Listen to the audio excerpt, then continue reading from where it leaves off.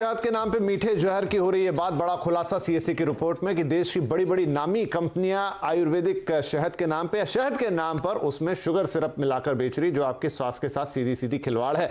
Doctor Kohli, चर्चा को आगे बढ़ाते हैं। यहां पर क्या शुद्ध शहद बेचने में और ये सिरप की मिलावट करने में इतना बड़ा कोई डिफरेंस आ जाती है कॉस्टिंग की, कि जो इतने बड़े बड़े ब्रांड्स है देश के, उन्होंने अपनी प्रतिष्ठा को ही दांव पे लगा दिया? निश्चित कॉस्टिंग के अलावा अवेलेबिलिटी की भी बात होती है। जब पूरा देश हनी खाना शुरू कर देगा तो अवेलेबिलिटी भी थोड़ी टफ होती है, और जिस चीज की डिमांड ज्यादा हो उसकी प्राइस भी ज्यादा हो जाती है। तो कॉस्ट फैक्टर तो है ही, लेकिन अवेलेबिलिटी भी एक बहुत बड़ा इशू होगा। लेकिन मैं आपसे ये कहना चाहता हूँ भाई साहब कि देखिए, ये पेंडेमिक ने नए आयाम खोले हैं। ये पेंडेमिक ने ये बताया कि आप अपने को अंदर से स्ट्रॉन्ग करें।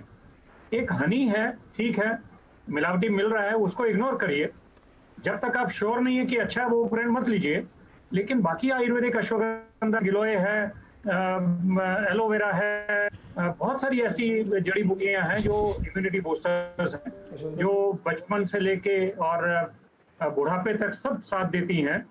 रहने सहने का स्टाइल है, लाइफस्टाइल डिसऑर्डर्स भी बोलते हैं हम लोग, लाइफस्टाइल को करेक्ट करें तो मुझे लगता है रोगों को अपने आप नियंत्रण में लाने की एक जो कोशिश है वैद्यों की, डॉक्टरों की, वो अपने आप में ही आप स्वयं कर सकते हैं।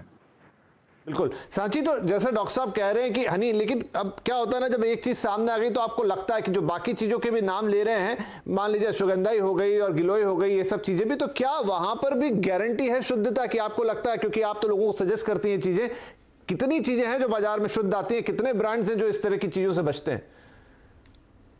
हाँ विपिन जी, डेफिनेटली मिलावट तो हर चीज में होती है, मोस्ट ऑफ द चीजों में। बट हर्ब्स के साथ क्या होता है कि आपको आयुर्वेदिक शॉप में हर्ब्स का पाउडर मिल जाता है।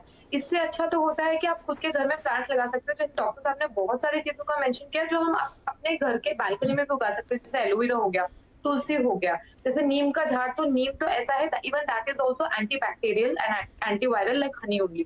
तो उसको तो आप छू नहीं सकते हो कि खुद ही वो इतना एंटी बैक्टीरियल और एंटीवायरल है कि आप उसमें कुछ भी मिलावट करोगे वो बाईपास हो जाता है। तो ये सारी चीजें, और उसके अलावा हम इंडियन से हमारे किचन में इटसेल्फ अपने हल्दी हो गई, आपका सिनेमन हो गया, क्लव हो गया, वो सब आप खुद से घर पे पाउडर बना सकते हो। आप टैबलेट फॉर्म में मत लीजिए, आप पाउडर फॉर्म में घर पे बना के उबाल के पानी वगैरह उसका पी लीजिए, या फ्रेश लीव्स का उपयोग कीजिए।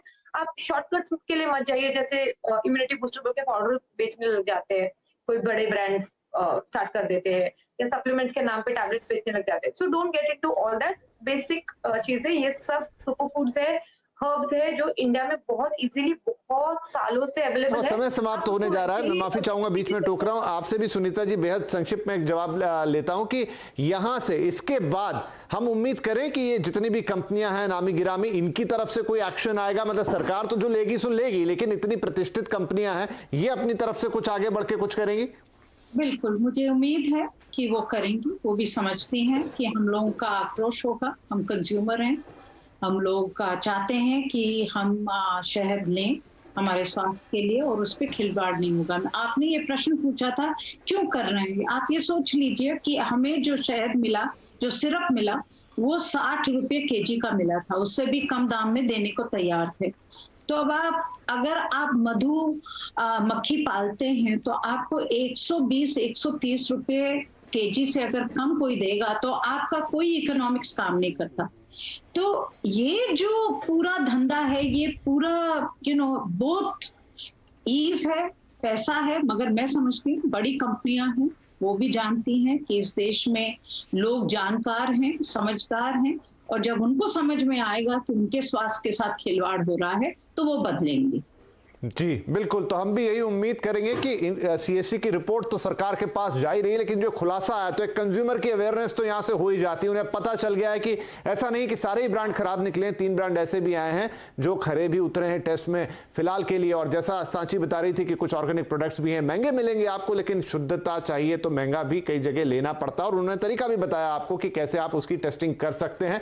लेकिन बड़ी उम्मीद यही है कि जो ये हमारी नामी गिरामी कंपनियां हैं यहां से जागेंगी, मुनाफे के पीछे नहीं भागेगी, और अगर उपलब्ध नहीं है जैसा डॉक्टर साहब कह रहे थे तो ना बेचे ऐसी चीज बनिस्बत कि उसमें चीनी नाम का जहर मिलाकर बेचा जाए, जो कि इस वक्त हमारी इम्यूनिटी को और खराब करता है, हमारे साथ छल करता है। इसी उम्मीद के साथ मैं तीनों मेहमानों का धन्यवाद करूंगा इस कार्यक्रम में शामिल होने के लिए। नमस्कार।